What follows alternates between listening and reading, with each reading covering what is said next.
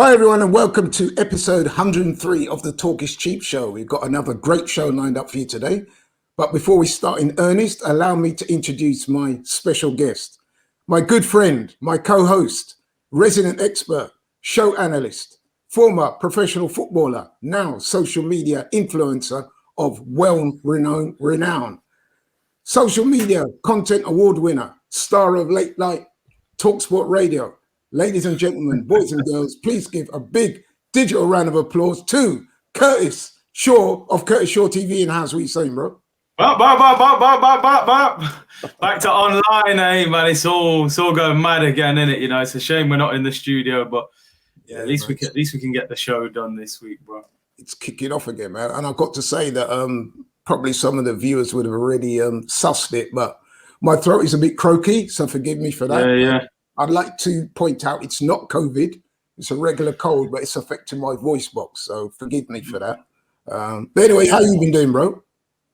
No, I'm good, man. It's just a shame, obviously, with what's going on. Feels like we're moving backwards. I actually went to the Arsenal game on Saturday, which I don't go very often now, but it was nice to see us win a game, you know. So at least we can be positive this week. Did you have to bring out your COVID passport? No, there's nothing straight in. I think that's coming in soon, though, isn't it? In the next couple of weeks. I would imagine so. The way things are running. But yeah, man, let's hope that things can settle down because it seems like we're kind of going back to where we were last year on that, doesn't it? Yeah, it's not good. It's not good, man. I'm seeing where some clubs are closing down their training ground. I think Man United have done so recently. Tottenham are obviously badly affected. Brentford, a number of clubs. There's a few games being postponed. So unfortunately, we're back into that season again. I'm just wishing everybody out there, hoping you're all healthy, safe, well, and COVID-free. And those of you who have got COVID, like one or two people up at AFTV, we hope them wish a speedy recovery. So, yeah. Okay, then. Well, moving on then. Those of you who watch the show regularly will know that we like to kick things off with what we call our news and notes segment of the show. Not too much to report there other than, you know, the obvious things going on with COVID, which we touched on already. But I did want to start with an actual non-football related item. Now, on Sunday, like millions of people in this country and around the world, I got up in keen anticipation of watching a great Formula One race, the finale to the end of the Formula One season. We was hoping that Lewis Hamilton would, claim his 8th world title and record-breaking world championship win. However, what I witnessed instead was what I would say anyway. I'm going to get Curtis's point of view in a minute, but one of the most egregious sporting miscarriages of justice that I've ever witnessed. And even now, as I talk, I'm still a little bit pissed off about it. Yeah, I'm talking about the Formula One race at Abu Dhabi on Sunday. Now, it would appear that Lewis Hamilton, who was just seconds away from a fantastic win, and like I was saying before, a record-breaking 8th world title, was denied that courtesy of some over-officious race officials who seem to make the rules up as they go along and deny Lewis Hamilton a well-deserved victory, which thoroughly pissed me off. And I'm pretty sure it pissed a lot of people off around the country. Curtis, what was your view, bro?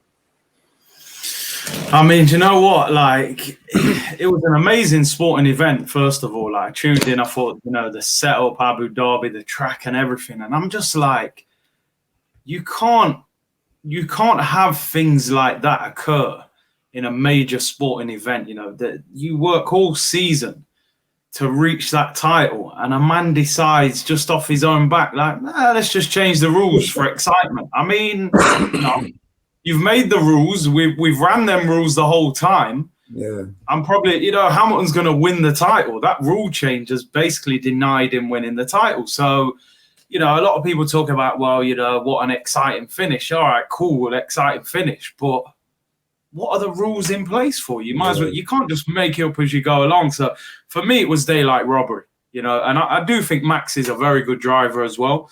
I don't like some of the stuff he said previously, to be honest, but he is a good driver. Lewis Hamilton, I think, I'd be on the phone to a solicitor or someone. I know Mercedes are still appealing it. They're even talking about the High Court. So Yeah. I don't think it's the last we'll hear of it. Yeah, I mean, like you, man, I was disgusted. I mean, listen, we all want to see excitement in sporting arenas. This was a great, rivalry that came down to the last race. But come on, man, you can't just make the rules up as you go along and think, okay, well, Lewis has won it 7 times. Now it's time for another winner.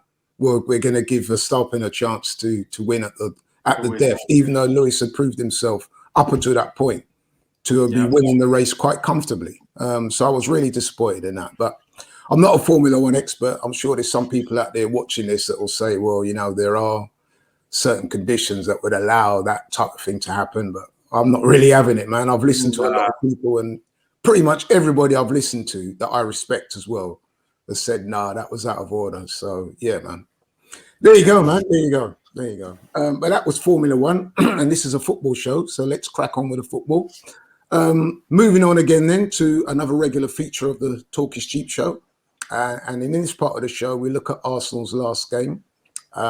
So at the weekend, Arsenal welcomed Southampton to the Emirates. A game, I have to say, which Arsenal needed to win after back-to-back defeats, especially the debacle at Everton where we lost 2-1. A defeat where a lot of people who know football better than me, were saying it was one of Arsenal's worst performances of the season. So the backdrop to the game was it was imperative that Arsenal get back on a winning run. Meanwhile, Southampton, they were coming into this game in 16th place in the table, off the back of 2 draws, hadn't won for a couple of weeks. So I think it's fair to say then, Curtis, that the fan base, the Arsenal fan base anyway, we're expecting that with Arsenal being at home to a lower place side, let's be honest, they haven't won in a while. It should be a routine win, should be. And of course, the big news going into this game, which sort of, gave it that extra oomph, is that we found out a day or so before the game that the Arsenal captain, Aubameyang, was dropped. Previously, for the Everton game, he'd been dropped for loss of form. But we were hearing before the game that this was for disciplinary reasons. So obviously, everyone's ears pricked up. And I'm going to talk to Curtis about that later. But yeah, so that was the backdrop going into the game. I'm going to bring Curtis in a minute, just talk about the lineup. So went into this game with a 4-4-1-1. In goal, Ramsdale. Back 4, Tomiyasu, Ben White, Gabriel and Tierney. Midfield, Saka, Partey, Xhaka. Curtis's favourite player, Gabriel. Up front, Martin Odegaard, and lone striker Lacazette was obviously in for Aubameyang. If I could just go through a very brief summary of the game, I promise to be quick. So the game started fairly uninspiring start by Arsenal, to be honest. I think it's fair to say that Southampton actually made the better start and could have gone a goal up. But after 20 minutes, kind of settled down. Arsenal started to work their way into the game, started to get a bit more comfortable. And, things started to take shape a bit more. And then soon after that, a great team goal, which started off by Ramsdale playing the ball out of the back and ended up with a very accomplished finish by Lacazette. So that made it 1-0 to Arsenal after, I think, 21 minutes. Shortly after that, Martin Odegaard got in the box, header. He seems to be answering the call for the goal-scoring midfielder that we've been going on about for many, many months now. And that was his 3rd goal in 3 games, I believe. So that made it 2-0. And then on 62 minutes, a set-piece goal by the very impressive Gabriel made it 3-0. And to be fair, it kind of completed a fairly comfortable win in the end. Just go through the match receipts. Shots on goal, Arsenal 15 to Southampton's 11. Although shots on target, Arsenal 5 to Southampton 6. I would imagine that James Ward-Prowse probably had about 5 of those 6, actually. Possession, Arsenal 62%, Southampton 38%. Pass accuracy, Arsenal 79% to Southampton 74%. So those are the match receipts, as it were. Curtis, my man, take it away. What was your thoughts on the game? It was interesting because, like I said, man, I haven't been going to many games, and when I got there, I'll be honest, I thought the atmosphere was a bit flat. To be honest, I was speaking to people in there. I think the general feeling was people were still disappointed about the United and the Everton game. So, but listen, I always say you can only beat what's in front of you. I felt on the day we started a little bit slow, as you said, man. Southampton had a few chances. First 15, 20, man. If Ramsdale don't make saves, I'm thinking this could go pear-shaped, you know what I mean? But we got the goal. That first goal for me is probably potentially the best goal we've scored this season, I would say, as a team move. Great goal. And I know, the Arsenal admin was hyping it up on Twitter. The only thing I would say, we got to score that goal against the better opposition before we start going too crazy about it. But it was a great goal. Lacazette took it well. Then obviously, like you said, Odegaard, I think, like you said, 3 and 3, which he needs to do. He needs to score goals. That's what we signed him for. So I was glad to see him score. Gabriel with a header, had the little baby celebration after. I think his missus is expecting. So good cross from Martinelli as well. And look, I think Southampton were there to be beaten. Let's put it that way. They had a 40-year-old in goal, Caballero, and he played like he played a bit like an old man as well. So, they were there to be beaten. And I think we needed the win. It's nice to win 3-0. Some good performances and, bigger tests coming up. Yeah. Anyone stood out for you, Arsenal-wise? I thought Odegaard did well. I've been a little bit critical of him. I said sometimes, is he a bit of a fair weather player that nice day at the Emirates against a poor Southampton. He looks great. Can you do that Anfield? Can you do that the Etihad? But listen, he's done well in the last few weeks. I thought he played well. Thought Saka and Martinelli gave us direct running on the wings. I think with Arsenal, we need more players that can get the ball and back defenders up a little bit, and them two can do that. Gabriel was solid. Ramsdale did well. Laka was decent. I think Laka should have scored another goal. He had a great chance in the first half. But in general, it was a solid performance. Tomiyasu was good again. So, it was steady performance. I know you say that you missed out Partey out of that list. Is that intuitive or just a Freudian slip? Because some people have been quite critical of him recently. I just wondered what you thought of his performance. No, Partey for me was okay. He was okay. Kept the ball better. The week before, I don't know if he knew what colour kit we was in. He gave the ball away that many times. But do you know what? When I watch Partey and Xhaka as a partnership, for me, it's missing something. If you want to be a possession-based team, which I think Arteta wants us to dominate possession, you've got to have a midfielder that is very good at getting the ball in tight spaces. I don't think we've ever replaced Santi Cazorla. No. Before that, we probably had Cesc Fabregas. And I just think with Partey and Xhaka, you've got two players that can get caught on the ball. I just don't think the balance is totally right there. So I think Partey was better, but I still don't think we're seeing the Partey that we've seen on occasions where he's been so dominant. So got to figure out the way to get the best out of him, really, if we can. Yeah, I would agree. And it's interesting that you touched on that midfield. Now, there's been a lot of conjecture as to what our best midfield partnership is, because obviously you've had Sambi Lokonga in there. And let's face it, he didn't do himself any harm with his performances. You've also had Maitland-Niles come in, and he had a man of the match performance a few weeks ago, and his reward for that was to be bummed out the next game and not being seen. We've also had Mohamed El Neni, who's gone in there, and he's not disgraced himself either. So what would you say is our best pairing in that midfield? I mean, it's a tricky one. It's a tough one. You're going to have to admit that a certain Swiss Albanian guy should feature in that pair, or what? No, you need to stop capping. No, listen, it's man. I mean, I think him and Sambi looked like they had a bit of a partnership going, but then sometimes the inexperience of Sambi, I feel like, was kind of rubbing off on Partey, and he wasn't leader. I think with Xhaka, what he is good at is kind of, organising and talking and stuff like that. I just think, I mean, it's almost the best of a bad bunch. The Xhaka partnership might be the best. He just won't bring himself to say it, really. You just can't. I just can't say it. I can't say. Listen, Arteta, go and shop in them January sales, mate. Yeah, go and get us a ball playing centre mid. And yeah, but where's he going to shop? Lidl's or Harrods? Well, yeah, with Kroenke, it'll probably be Lidl, won't it? The sales section. Probably get a voucher. Get a voucher, and when he opens it up, it'll be for Lidl's. Yeah, do you know what I mean? No, we need a proper baller in there, man. We need a real balling centre mid. Let's talk about Renato Sanches. Listen, I know we're digressing, people, so apologies, but Renato Sanches has been thrown up recently. Yeah. What's your thoughts on that one, bro?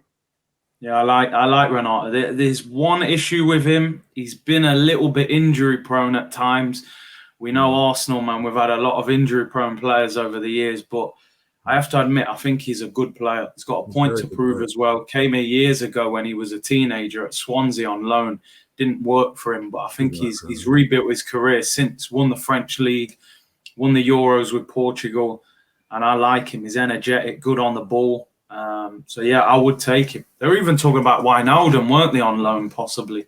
Yeah, that name was thrown about as well. Although I think that the Renato Sanches keeps popping up, so it could be some mileage in that one. Yeah, man. Okay, well, thanks for that. So yeah, like we said, a dodgy start, but to be fair to the team, they recovered well, and it was a fairly comfortable win. So they got the job done there. But not perhaps. I mean, let's be honest. It was the major talking point arising out of that game was the controversy surrounding the captain, or as some people would like to say, soon to be ex-captain, but we don't know. Right.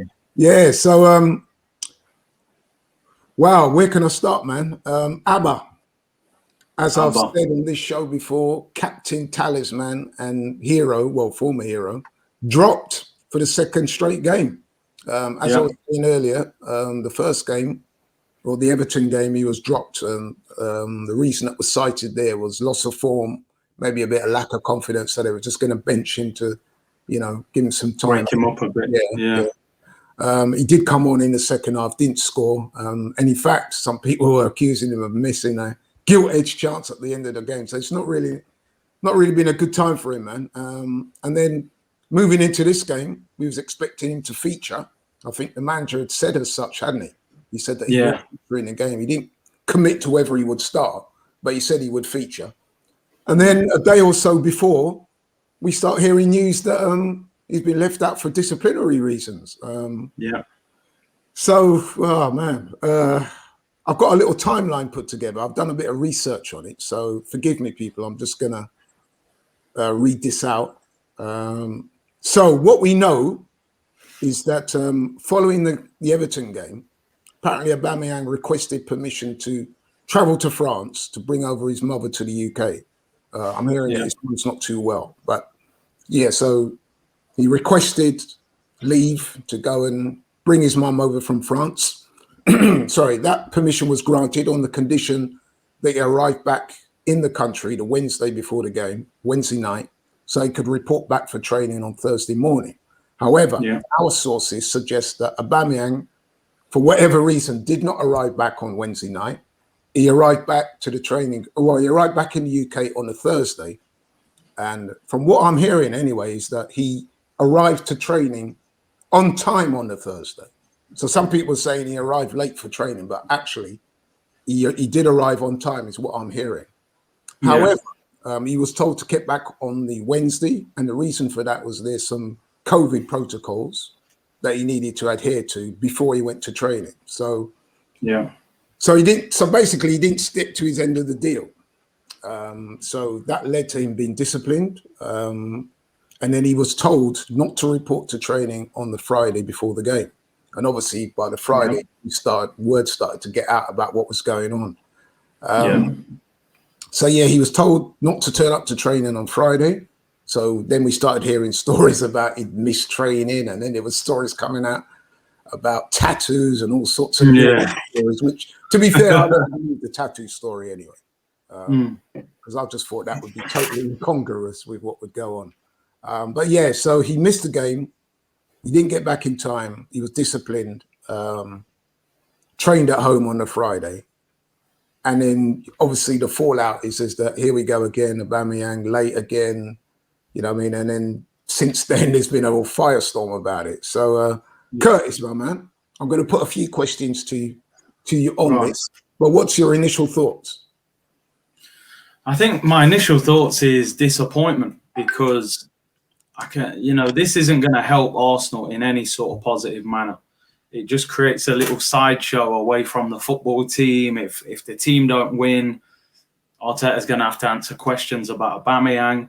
It's the captain, the star man, the highest paid player, and the manager seemingly at war, at loggerheads. There was a report today, obviously in that Athletic piece, saying that there's quite a split in the Arsenal camp on the way this has been handled.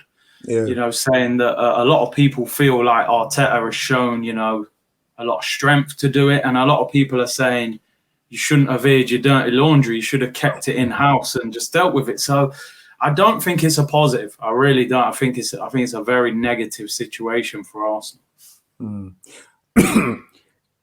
Now, I'm going to put you on the spot a little bit here, because I'm not just doing this to play devil's advocate, because I've got an opinion as well.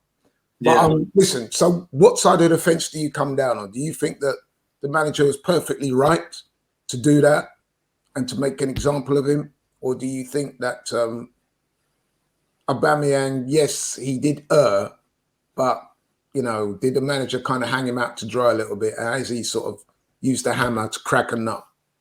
What's your thoughts, bro? See, where the blurred line is for me is, why was he late back? That's the detail that we don't know. He's gone to get his mum. His mum's unwell. They give him permission. He's supposed to come back Wednesday, but he's turned back up Thursday morning. So I think the key point is, why has he turned up later than he said he was? Because on one hand, I look at it and I think, well, if your mum is unwell, football, whatever, becomes secondary. Your mum's going to be your number one priority. Of course. Which obviously Arteta has been gracious enough to say, go back to France and get your mum. I think the key point is, why is he back late? Because if he has a genuine reason or whatever, then I think you would say Arteta's been harsh on him. But if he's just strolled back in the day after, I'm back, then because it's happened previously, Arteta's going to have to.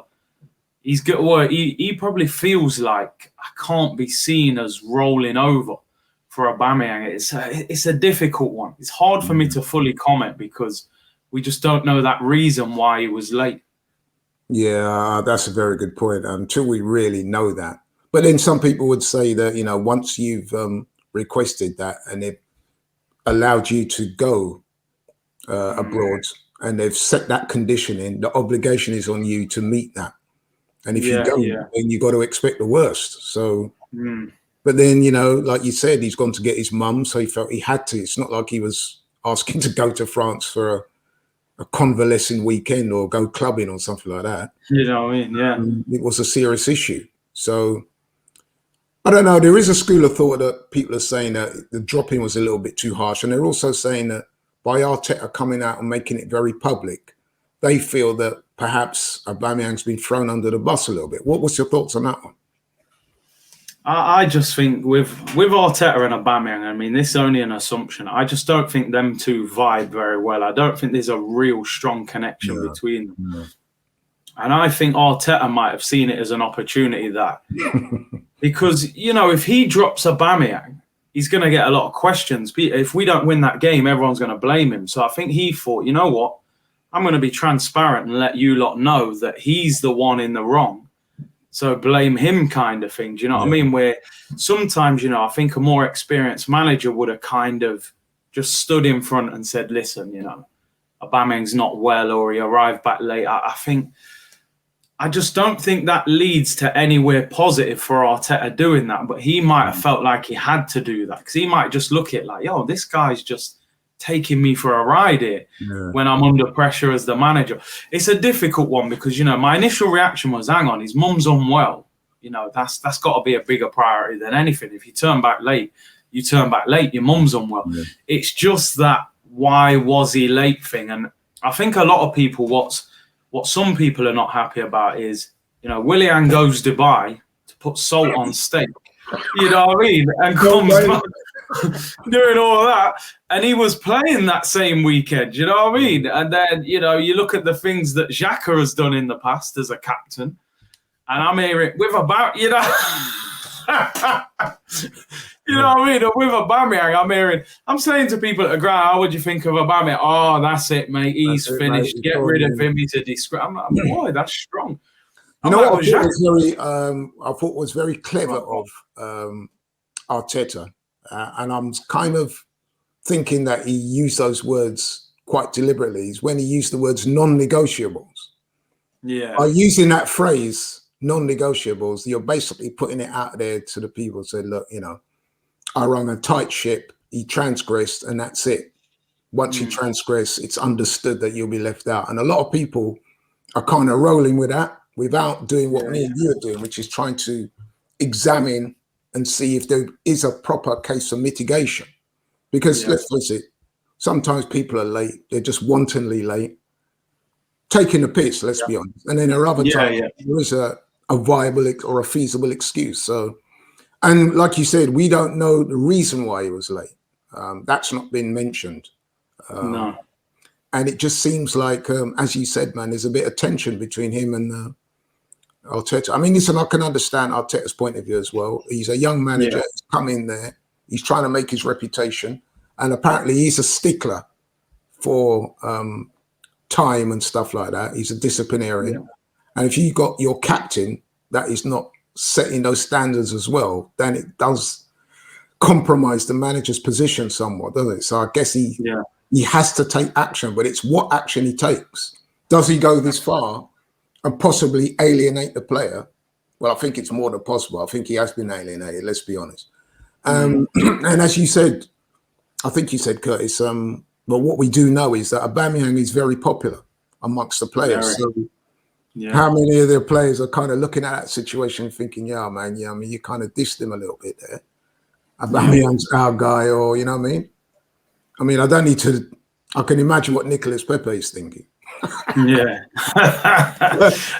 this is, do you know the thing, Laurie? You look at, you think, if Aubameyang had scored 15 goals or whatever this season so far and he was flying, and that happened, you know, I reckon Arteta gives a different interview. You know what? He's the star man. He's carrying us. No, it's just, you know, he arrived late or he's a bit sick. We've spoken to him. We've reminded him of his responsibilities. That's the positions that clubs like to use, isn't it? You know, when somebody's when you're out of form. You're out of form, mate, that's it. Get him out, you know, hang him out. So again, is it can you question Arteta's? I know, and listen, there will be people in the comments who'll just say, listen, Aubameyang's out of order, it's on him. Cool, and I understand that point of view. It's just, you know, you look at, we've spoken many times about Arteta's man management. It seems to me every time a player gets a little bit out of position, shape, whatever, it's like Arteta throws them away. Rather than, it's like, yo, Guendouzi's playing up, no, get rid of him. Ozil, oh, no, get him out. Aubameyang, get rid of him. Sometimes I think top managers, you've actually got to deal with the situation, you know, and sort it out. You can't always just say, get rid of them. So you make an excellent point. Listen, I can remember reading books about Sir Alex Ferguson. And he's one of the most strictest, most disciplinarian managers could ever think of in the history of football in this country.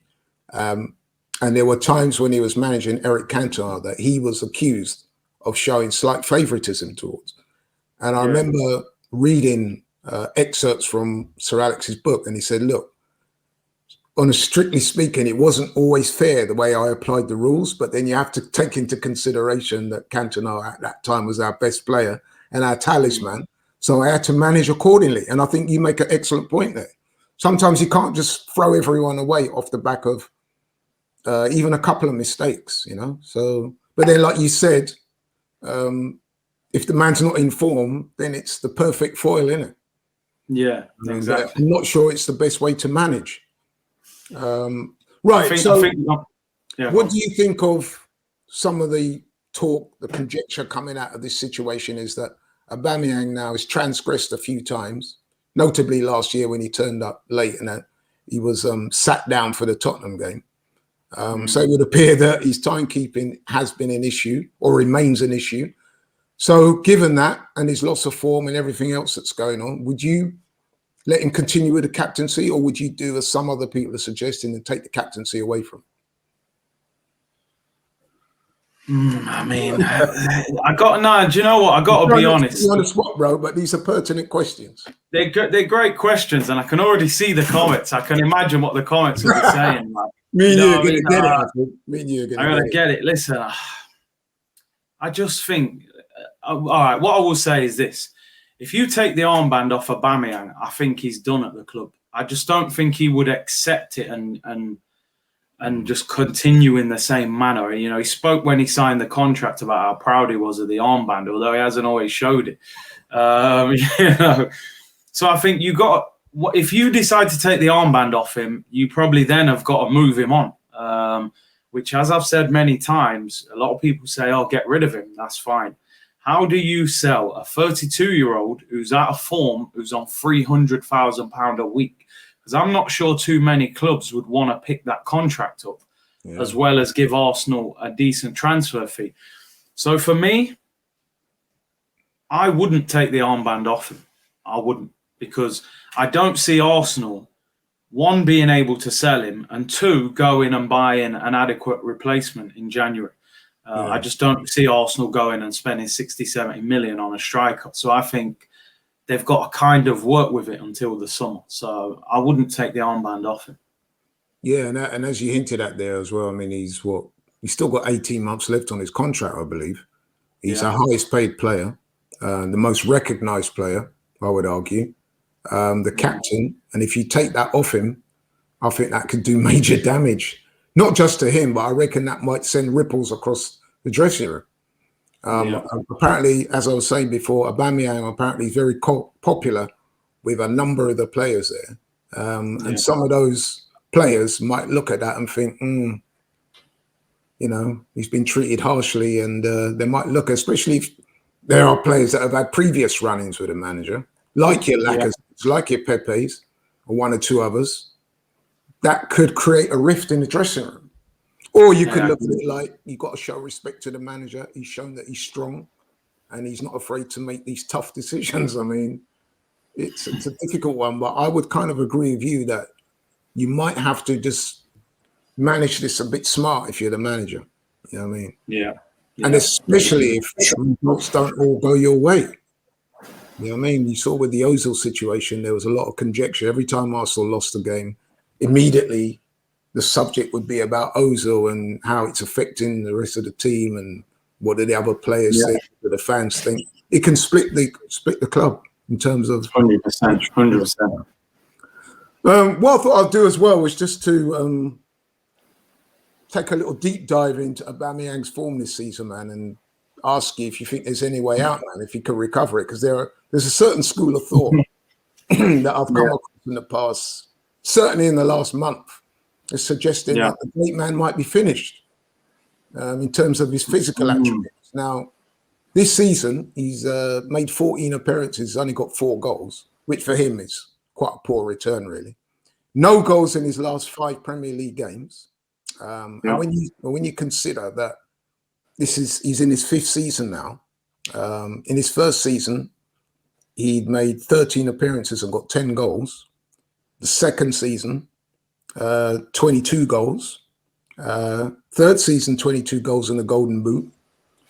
Fourth season, which was last season, 29 appearances, only 10 goals. And then, like I said, this season, paltry 4 goals. So do you think that it is a loss of form, or are you starting to see signs of slippage in Aubameyang?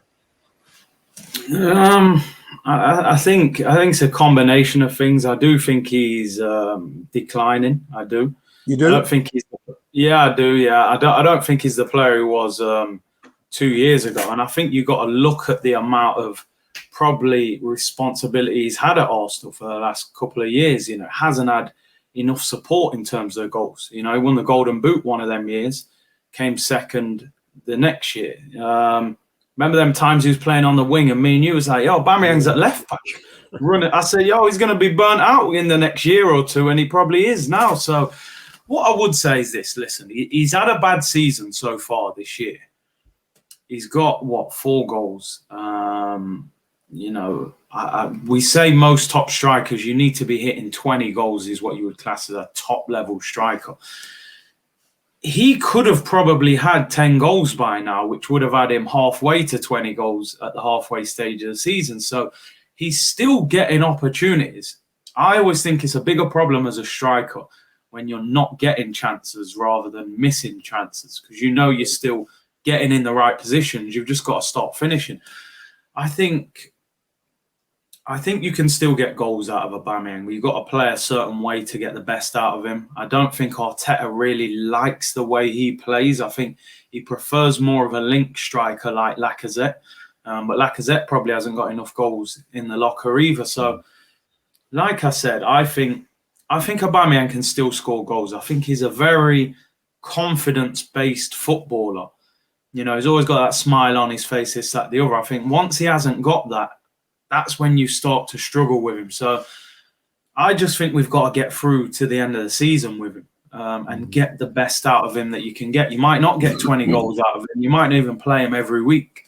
But I just think while he's here, rather than just saying take the armband off him and bench him, and then you could, like you said, he's a very popular guy in the dressing room. You might lose other players' belief because of the way you've treated him. So I think to steady the ship, just keep him as captain. You don't have to play him every week, and try and get the best out of him. And maybe in the summer, I think you make an excellent point there. I mean, I've worked in work environments whereby you do have a popular member of staff, and it's been deemed by the staff members that he's not been treated well. He or she has not been treated well by the manager, and that can have an effect on the morale of the office or of the team. You know what I mean, or the workplace. So I think you make a very good point there.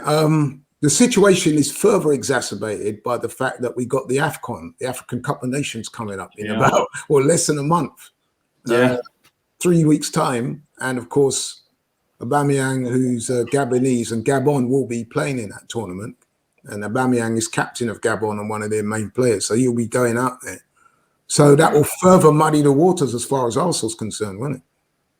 Do you think Arsenal will be looking at that and thinking, well, actually, I'm glad he's going?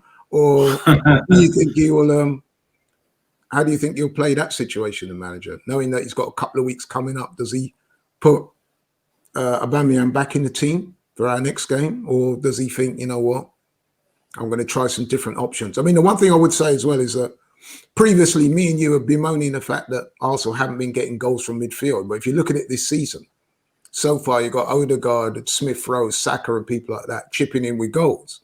So maybe the manager's looking at that as well and thinking, well, Aubameyang's not indispensable, not by a long way. Yeah. Given the way we're playing. I hear you on that. So, so what does he do with the AFCON coming up? I mean, we got some big games in January as well. We got Tottenham away, Man City at home. Yeah. So is he already planning for life after Aubameyang, do you think? Yeah, probably. The thing I always say to people, I say this all the time on my show, I say, listen, if you want Aubameyang to go, that's fine, but give me the alternative. It's not just about get rid of Aubameyang, because no disrespect, we've seen Lacazette, when he plays up front for long periods of time, he has them games where he just doesn't look like scoring. People used to call him Lacazette and Twerkazette and all that. He was getting all kinds of slander. So, if you want Aubameyang to go, that's one thing, but you have to replace him, and that is not cheap. And I'm not sure Arsenal are going to lay that down in January. So I don't think you'll see Aubameyang play much before he goes to AFCON. I believe they go a few days before the new year, probably 2 weeks. He may not even, will he even be back in the squad this week? This is it. Yeah. I was going to conclude this segment of the show by asking you that. But the AFCON starts on the 9th of January. Yeah, but they're going up before, 2 weeks before. Yeah, exactly. So just after Christmas, we're not going to see him for a while anyway. I mean, to be fair, and I don't want to sound disrespectful, I'm not expecting Gabon to get too far in that tournament. But having said that, he will be away. Yeah. They will be using options, obviously, whilst he's away. So when he comes back, it's unlikely that he's going to walk straight back into the team, isn't it? With the way things are going now.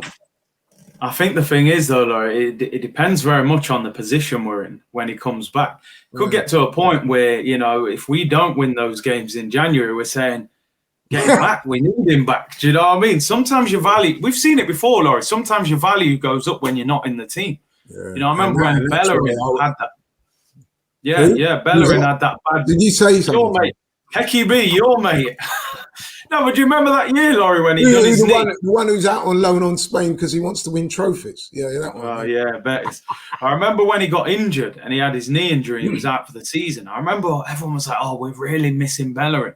And then when he came back, everyone was like, we're not missing Bellerin. You know, sometimes your value goes up when you're not playing. So it'll be interesting. If we win those games, people will say we don't need him. If we lose them, they'll be like, get him back. Maybe he is actually still a good alternative. So, which is why I say that this situation's got to be managed very carefully, indeed, because it could go horribly wrong.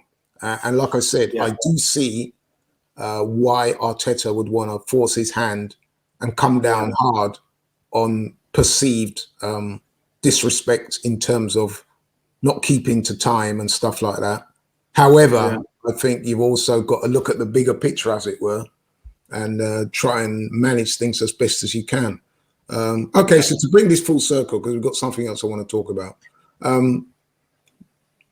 Basically, do you stick with him or do you drop him, take away the captaincy? What's your final assessment?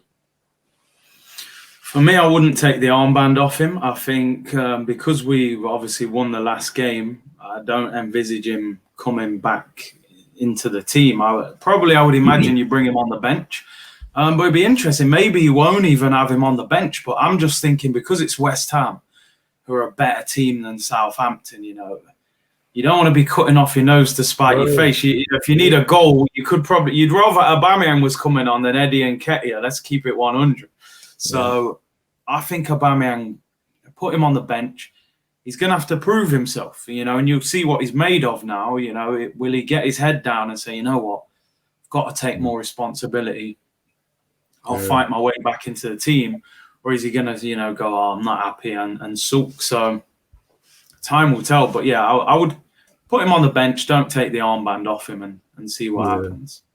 I mean, I agree with you. It's very easy to say after the back of that 3-0 win against, let's face it, a not very good Southampton team. Oh, drop him. We don't need him. Look, we won 3-0 anyway. I don't think the Southampton game gives people enough license to say that, to be honest. Got a very difficult game coming up and games coming up in the not so distant future where we will need the likes of Aubameyang. So I don't think he's going to walk straight back into the next game, but I'd love to see him on the bench. And the perfect storm would be if he does start on the bench, if for him to come on and either get a goal or an assist or make a meaningful contribution, and hopefully we'll see the smile back on the big man's face again.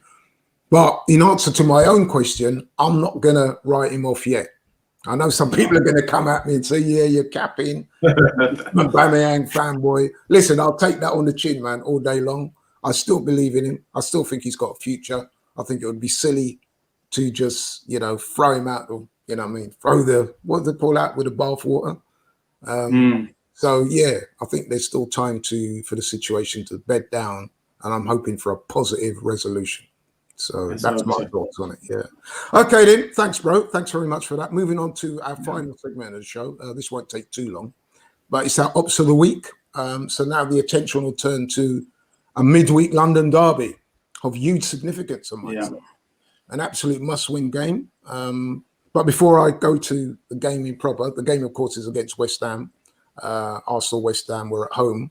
A couple of receipts on West Ham. Currently fourth in the table. Many would say overachieving with David Moyes in charge. They played 16 games, won 8, drawn 4, lost 4. They got 28 points. We're in sixth place with 21 points. Played 16, won 8, drawn 2, lost 6. Curtis, my man, what's your thoughts on that game?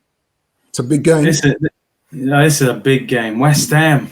West Ham at home. Listen, you know, the Southampton game was easy work in the end. This will not be easy work. Listen, the one positive for Arsenal, West Ham played 24 hours later than us, and they dropped points. You know, they went to Burnley, drew 0-0, looked like a real physical game, which you know you're going to get at Burnley.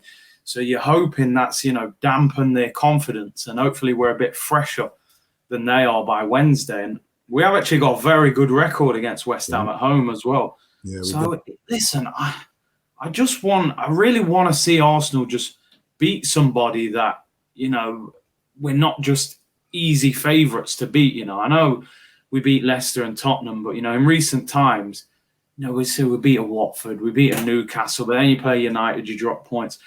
I think Arsenal need to really show people that they're a serious team. And I think West Ham at home, you know, Antonio's going to try and rough man up. Jared Bowen's looking good. Souček and Rice are strong. Zuma, physical presence. Although Zuma's out, isn't it?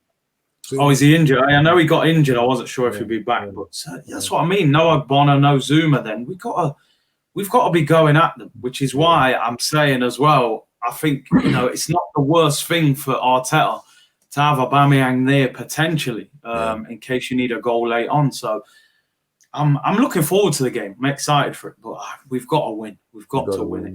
Yeah. You've pretty much covered in that little summarization there all of the things I was going to ask you, except the big question was a prediction. And why?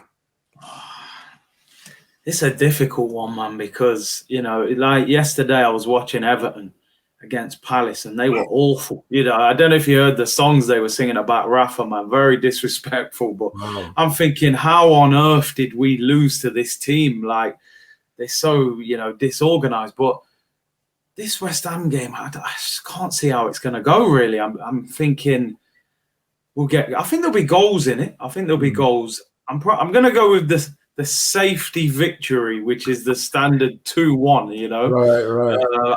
I think we'll score. I think we'll concede. I think it'll be a tough game. Moyes will have them fired up and, you know, they got physical presence. But I'm going to go for a 2-1 win.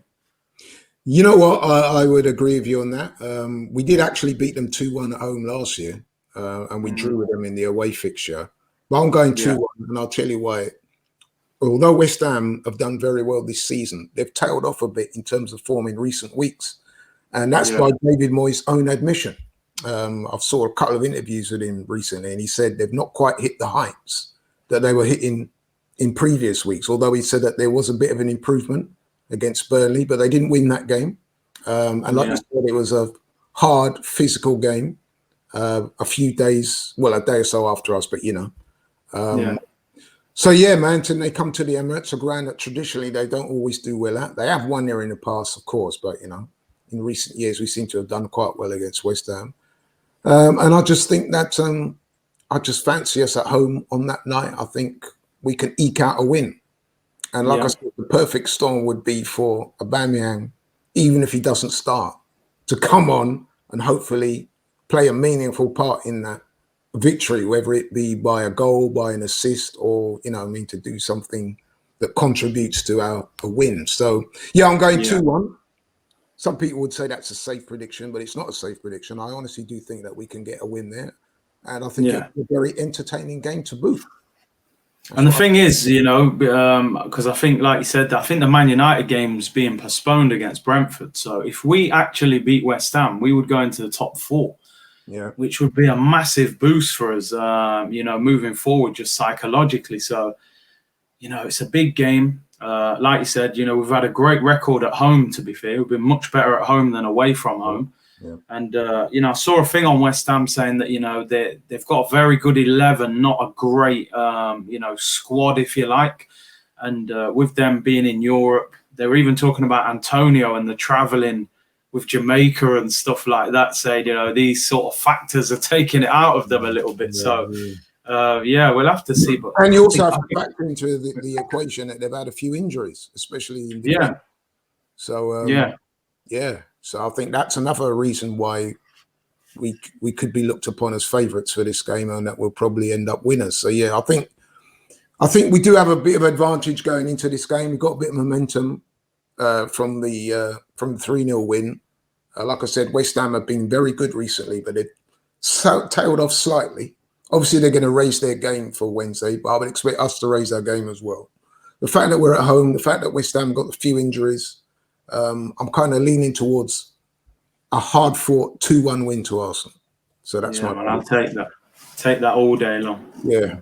And like I said, it'll be even better if the big man can get a goal or be a meaningful part. But hey, we'll see. Yeah. We don't even know if he'll come on or whatever, but we'll see. Okay, bro. Yeah. We've come to the end of this week's show. Really enjoyed it. Thanks for coming on. Giving the people the benefit of your honest and forthright opinions as usual. To everybody watching, thank you for tuning in. Please send us your comments. What you think should happen with the Aubameyang situation? Is this an Aubameyang versus Arteta situation? Do you think the manager's handled it right? Do you feel a little bit of empathy for Aubameyang now that details are starting to emerge about what happened? It wasn't that he went out and got a tattoo and turned up late for training. He couldn't be bothered to get out of bed. It was nothing like that. So do you have a degree of empathy? Do you think that Aubameyang is out of order? Do you think he should be relieved of the captaincy? Is he finished? A lot of people out there suggesting that he might have peaked and is on his way down and that we should try and ease him out of the club. I'd love to know what you guys think. I promise to respond to your comments on this subject. And thanks very much for tuning in. Curtis, tell the people where they can find you on social media, bro. Yeah, man, Curtis Shaw TV, as usual, people. Daily uploads, this, that, the other. So, yeah, I'm there, people. Thank you very much. And thank you for watching, guys. Like, share, subscribe. Keep watching, keep supporting. Take care of yourselves. Keep yourselves healthy, safe, COVID-free. And we see you again next week. Thank you very much.